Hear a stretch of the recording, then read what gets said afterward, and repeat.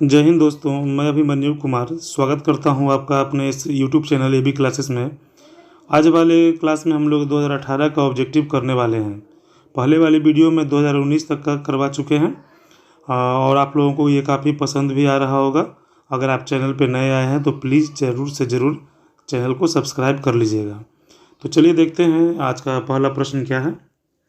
आज का पहला प्रश्न है दोस्तों कि निम्नलिखित में से कौन एक मानव भूगोल का उपागम नहीं है। ये पहला नंबर क्वेश्चन बहुत बार रिपीट हो चुका है, इसलिए इसको आप अच्छे से ध्यान दीजिएगा। निम्नलिखित में कौन एक मानव भूगोल का उपागम नहीं है। उत्तर होगा मात्रात्मक क्रांति। अगले वाला प्रश्न है कि नव निश्चयवाद संकल्पना का प्रतिपादन किसने किया था। ये क्वेश्चन भी आई है। नव निश्चयवाद संकल्पना का प्रतिपादन किसने किया था। उत्तर होगा ग्रिफिथ टेलर ने। चलते हैं अगले प्रश्न की ओर। अगला प्रश्न देखते हैं दोस्तों क्या है। क्वेश्चन नंबर 3 कि निम्नलिखित में से कौन एक जन स्थानांतरण का अपकर्ष कारक नहीं है। आप लोग पढ़े होंगे दो कारक, एक पढ़े होंगे अपकर्ष कारक। यहाँ पे हम लोग कुछ डिटेल में भी देख लेते हैं। ज्योग्राफी थोड़ा सा कठिन विषय हो ही जाता है, आप इसे ध्यान दें, बेहतर रूप से समझें, आपका बहुत ही अच्छा भूगोल विषय हो जाएगा। एक अपकर्ष कारक होता है और एक होता है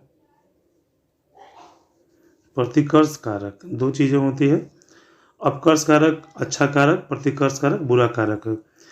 हम लोगों को इस क्वेश्चन में चुनना है अपकर्ष कारक। देखिए ध्यान दीजिए, अपकर्ष कारक नहीं है मतलब अच्छा कारक नहीं है। हम इसमें ऑप्शन नंबर ए में देख सकते हैं कि रहन सहन की निम्न दशाएं एक अच्छा कारक नहीं है। उत्तर होगा रहन सहन की निम्न दशाएं। बाकी सब जो देख रहे हैं रहन सहन की अच्छी दशाएं, ये तो कौन सी कारक है, अपकर्ष कारक है। शांति एवं स्थायित्व अपकर्ष कारक है। अनुकूल जलवायु अपकर्ष कारक है। लेकिन ऑप्शन नंबर ए अपकर्ष कारक नहीं है, तो उत्तर यही वाला होगा। अगले प्रश्न की ओर चलते हैं कि निम्नलिखित में किस देश का लिंगानुपात विश्व में सर्वाधिक है। सबसे अधिक लिंगानुपात वाला देश विश्व में लैटविया है, याद रखिएगा। हालांकि यहाँ पे अगर सबसे कम आएगा उत्तर, अगर सबसे कम पूछ दिया तो उत्तर हो जाएगा संयुक्त अरब अमीरात, याद रखिएगा। अगला प्रश्न है दोस्तों, क्वेश्चन नंबर 5 है। सही प्रश्नों को आप ध्यान से देखते चलें। क्वेश्चन नंबर 5 है कि निम्नलिखित विद्वानों में किसने मानव विकास सूचकांक निर्मित किया। यहाँ पे दो नाम आते हैं, प्रोफेसर अमर्त्य सेन और डॉक्टर महबूबुल हक। हालांकि अगर नाम आएगा बनाने में कि मानव विकास सूचकांक को किसने बनाया था, उत्तर होगा डॉक्टर महबूबुल हक। अगला प्रश्न है कि निम्नलिखित में से कौन रोपण फसल नहीं है। ये क्वेश्चन भी दोबारा तिबारा आ रहा है, इसको ध्यान दीजिएगा। उत्तर होगा गेहूँ। अगला प्रश्न है कि निम्नलिखित में कौन प्रादेशिक विस्तृत वाणिज्यिक अनाज कृषि के लिए उपयुक्त नहीं है। उत्तर होगा अमेजन बेसिन। चलते हैं अगले प्रश्न की ओर। अगला प्रश्न क्या है।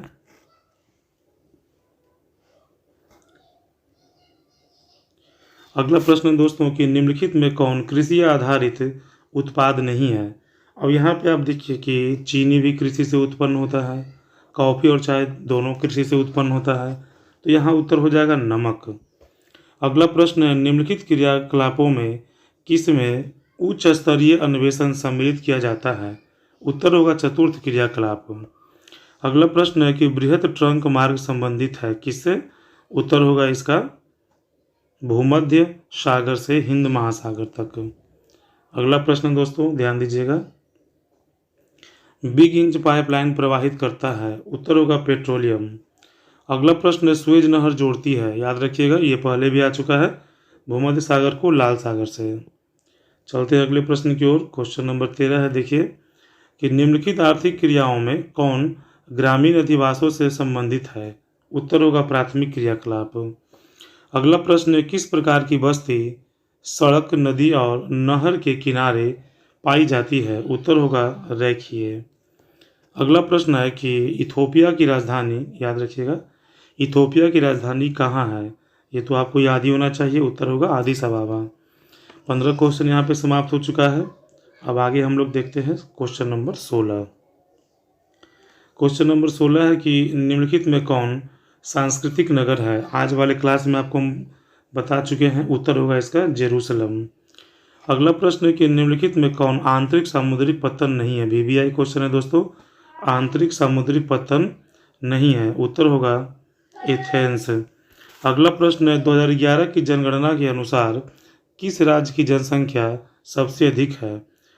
सबसे कम है। यहाँ पे सबसे कम के बारे में पूछा गया है। इसका उत्तर होगा सिक्किम। चलते हैं अगले प्रश्न की ओर। अगला प्रश्न है कि निम्नलिखित में, ध्यान दीजिएगा, निम्नलिखित में किस भाषा परिवार की जनसंख्या सबसे कम है? ये क्वेश्चन पहले भी आ चुका है, याद रखिएगा इसको। उत्तर होगा चीनी तिब्बती। अगला प्रश्न है 2011 की जनगणना के अनुसार बिहार में प्रति वर्ग किलोमीटर जनसंख्या घनत्व कितना है? उत्तर होगा 1106 व्यक्ति प्रति वर्ग किलोमीटर। अगला प्रश्न है 2011 की जनगणना के अनुसार भारत की साक्षरता का प्रतिशत कितना है? ये तो आपको याद ही होना चाहिए। इसका उत्तर होगा 74.04%। अगला प्रश्न है कि निम्नलिखित राज्यों में कपास उत्पादक नहीं है, मतलब कि इन चारों में से कपास का उत्पादन कहाँ नहीं होता है?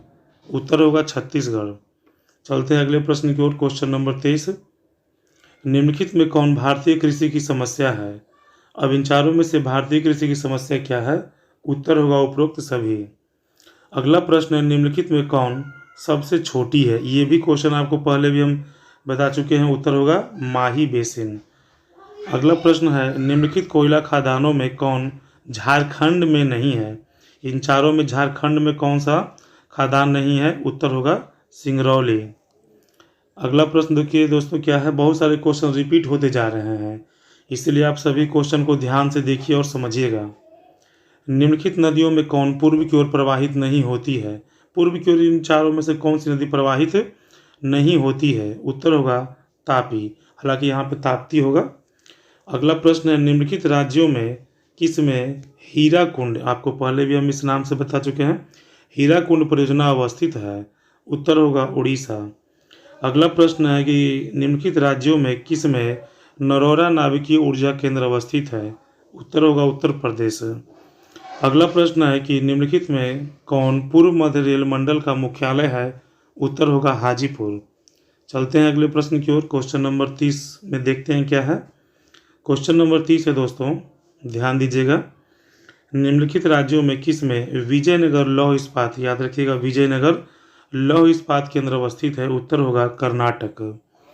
अगला प्रश्न है कि निम्नलिखित में कौन सर्वाधिक जनसंख्या वाला, यहाँ पे ध्यान देने वाली बात है, आपसे मेगा नगर के बारे में पूछा गया है। आप यह सोच जरूर रहे होंगे कि इसका उत्तर मुंबई होगा, कि है ना, कि सबसे अधिक आबादी तो मुंबई में ही है, लेकिन ऐसा नहीं है। उत्तर इसका दिल्ली होगा। अगला प्रश्न है कि निम्नलिखित राज्यों में किस में जवाहरलाल नेहरू समुद्री पत्तन अवस्थित है? इसका उत्तर होगा महाराष्ट्र, याद रखिएगा महाराष्ट्र। अगला प्रश्न है कि उत्तर दक्षिण गलियारा जोड़ता है, ये भी प्रश्न आपको दोबारा आ गया है, उत्तर दक्षिण गलियारा किसको किसको जोड़ता है? तो उत्तर होगा इसका श्रीनगर को कन्याकुमारी से। पूर्व पश्चिम गलियारा के बारे में भी आपको पिछले वाले सेट में बता चुके हैं कि पूर्व पश्चिम गलियारा सिलचर को पोरबंदर से जोड़ता है। प्रत्येक वर्ष कुछ न कुछ क्वेश्चन रिपीट तो हो ही जाता है, इसलिए बेहतर होगा कि आप लोग नियम से क्रमानुसार सभी वीडियो को आराम से देखें। अगर आप चैनल पर नए आए हैं तो प्लेलिस्ट में जा करके सारे वीडियो को देख सकते हैं। इतिहास विषय का 10 वीडियो आप लोगों को पहले ही दे दिया जा चुका है। तो चलते हैं अगले प्रश्न की ओर। अगला प्रश्न है दोस्तों, ध्यान दीजिएगा, 34 नंबर क्वेश्चन है कि भारत में सर्वाधिक संख्या में शरणार्थी कहाँ से आए? शरणार्थी तो जो सबसे अधिक जो आए हैं भारत में, वो आए हैं बांग्लादेश से, याद रखिएगा। श्रीलंका इसका उत्तर गलत दे रखा है क्वेश्चन बैंक में, आप इसे याद रखिएगा। इसका उत्तर होगा बांग्लादेश। अगला प्रश्न है ध्वनि प्रदूषण के प्रमुख स्रोत हैं? इनमें से सभी होगा, उद्योग से, मोटर वाहन से, लाउड स्पीकर, सभी से ध्वनि प्रदूषण होता है। तो इस तरह से करके आज हम लोग 2018 का ऑब्जेक्टिव प्रश्न कर लिए हैं। आपको हम पहले ही बता चुके हैं कि क्वेश्चन बैंक का आप ज़रूर से ज़रूर रिवीजन कर लीजिए। एकदम गारंटी है कि 35 क्वेश्चन में से आपका 30 क्वेश्चन तो पक्का बना करके आएंगे। तो आज के लिए इतना ही दोस्तों, मिलेंगे हम लोग अगले वर्ष यानी कि 2017 के साथ। जब तक के लिए धन्यवाद, जय हिंद।